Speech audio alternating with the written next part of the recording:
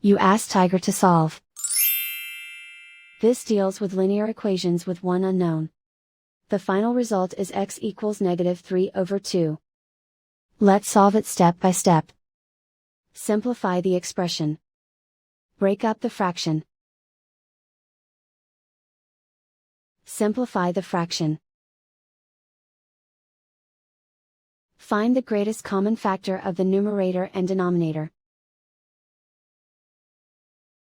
Factor out and cancel the greatest common factor.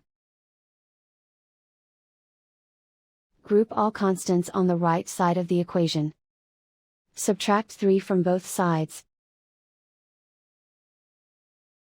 Simplify the arithmetic.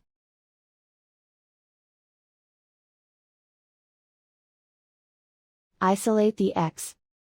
Divide both sides by 2. Simplify the fraction. And so the final result is x equals -3/2.